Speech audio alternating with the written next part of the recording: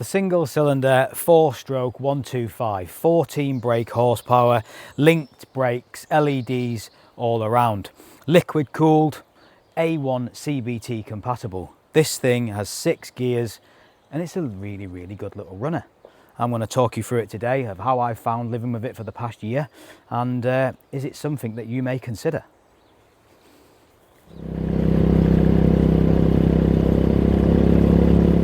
Right then, so welcome to the channel. My name's Mike and here we are today in sunny Wales. Not many people can say that if you've ever been to Wales in England. Okay, so let's talk fuel tank. 10 litre capacity. I run this on E5 petrol. It cost me about £9 current climate with a fuel crisis to fill the tank. Usually it's about 7. I thrash this thing everywhere and I can't yet drain the tank. It lasts me a good week.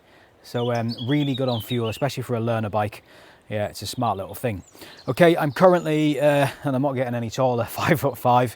So the seat height of being 820mm is absolutely perfect for someone like me. I can't flat foot the bike. I can get my tiptoes on it. So that'll give you an idea if you have ridden a bike before of saddle height. Really comfortable seat. I've put about 1,000 miles on the bike and I've had no problems. I don't get off it. I haven't got any numbness or anything like that. Yeah, it's a really comfortable seat. I do believe that you can get some red stitching in some of the other models. It didn't come with this bike, but yeah, really comfortable, as I've just mentioned. A few things that I've changed to the bike just to give it a little bit more styling, if you will, or more to my taste. The mirrors I've swapped around and dropped. I prefer them down. You get a much more better field of view. If I had the option of changing these, which I potentially will do, I would definitely get some better mirrors. The vibration that comes off the bike at speed, these mirrors are just absolutely pointless. You know there's a vehicle behind you. You can't tell what make, model or what colour it is, especially at night. The headlights are just all over the place. So just bear that in mind when you're a new rider. The mirrors are terrible on this. But they do give a good field of view for the size of them. The LCD display, now this is an absolutely brilliant bit of kit. It's got gearing, revs, mileage, you name it. It's got a tripometer on it as well. The only problem is that you can't see it in the sunlight. As soon as the sun comes out, that screen renders useless, okay?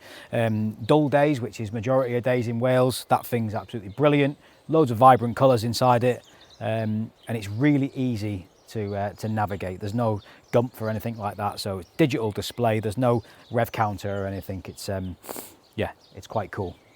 Moving around the bike then, liquid cooled.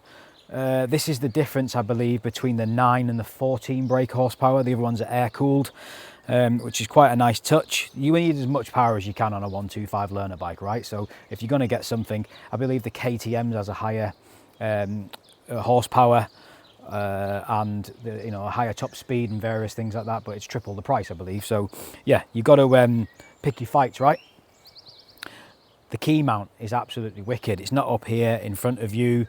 It's a little bit nerve-wracking when you start to ride because you think, it's down there, is it going to drop out, and various things. As I say, I've done over 1,000 miles on it and I've had no problems whatsoever. Reflectors, the usual gumph. Obviously it's ghastly because it's got 2 giant red L's sticking on it, but that's the name of the game within the UK. Okay, let's talk exhaust and exhaust now. I believe it's a stainless steel custom made, custom designed exhaust for this bike. It hasn't got that high revving tinny sound that you get with 125s. The really annoying thing, you stood in the high street and a 125 comes past and you screw up your face because it's just awful. This thing sounds and looks, perfect for a 125. Yeah, you can't remove the baffles. It's a fully welded exhaust now, which you'll see coming up on the screen. But yeah, it's a really good sounding exhaust.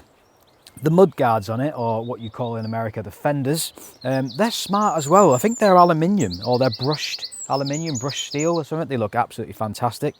Some of the things that I have changed, which I mentioned with the mirrors, is these panels here were silver and I hated them. There was just so much silver on the bike, so I painted them black. Very easy to take off. They just pop on. So if you're into doing a little bit of DIY, a little bit of modernising or speccing the bike how you want, this thing is an absolute dream to work on. A couple of nuts and bolts and the thing comes apart. It's fantastic. I've also added a USB charger for my phone and various things. I did have a phone holder on the front of the handlebars. I've got a current iPhone 14, 15 or whichever model it is, that completely knocks out the dash completely, if you will, the actual LCD screen. So anywhere you put a phone on the handlebars, you ain't seeing your mileage or speed or anything like that. So that's just something to bear in mind. I may look at getting it on the tank or keeping it in the pocket and just not even bothering with the phone at all. Yeah, so moving around, we've got LEDs all the way around. These are mega, really, really bright. They stand out. I don't know if they're a new addition to the brand, but any previous models that had them or didn't have them, this is definitely the way to go. These are very, very bright.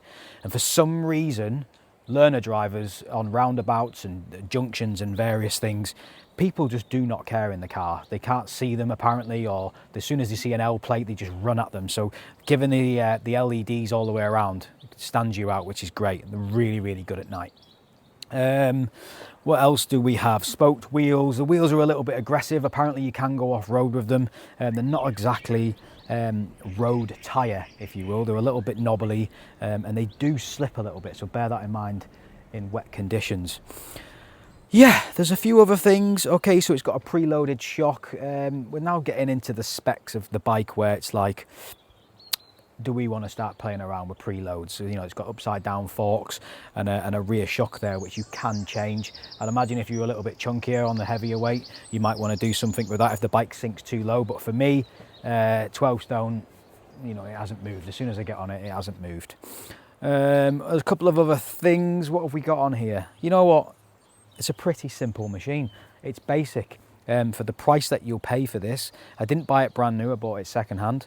But yeah, it was a mega cheap run around to get me learning on the UK roads, and I'm definitely going to progress onto a bigger machine. I'd like a bit more power. I'm starting to figure out now what to do on the roads and where to brake and where not to get hit by idiots that are always cruising around roundabouts at Mach 10. But yeah, any questions, anything that you want to know about the bike, please hit me up and I'll get everything answered in the comments.